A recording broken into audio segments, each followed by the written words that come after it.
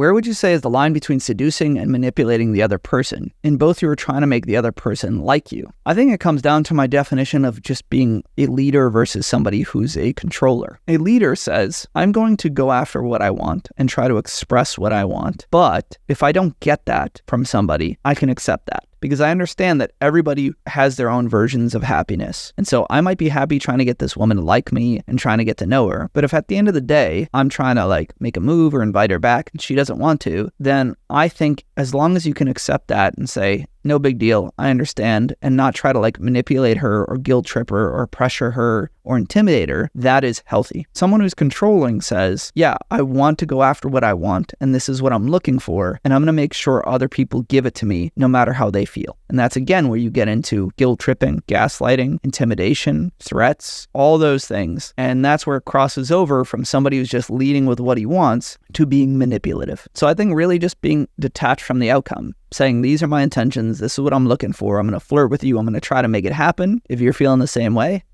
awesome. If not, I'm going to go focus on somebody who feels the same way as me, and I'll wish you the best of luck. And to be sincere about that. It's like when somebody comes to me to work with me as a coach, I'm going to try to tell them how I think I can help them. I'm going to understand their issues, and I'm going to say, hey, listen, based on what you're saying, I would love to do X, Y, and Z and help you do A, B, C. And at that point, it's up to them to either accept that or not, or at least compromise. And a leader, if the person says, listen, I don't think this is right for me, or I'm not in the position for it, I never pressure people. I'm like, hey, listen, no worries at all. I completely understand it's an investment. I'd still love to work with you in the future if that makes sense for you, but otherwise just keep in touch. I think there are some salespeople who try to then resort to instead negative tactics. Maybe you're never going to grow. Or what if you're alone in the next 5 years? Or try to again pressure them. Well, then the offer's off the table if you don't take it now. And that's where it comes into manipulation. You should want people in your life to want the same path as you. That is healthy. Trying to convince or coerce people to give you something that they don't want to do initially, that is manipulation.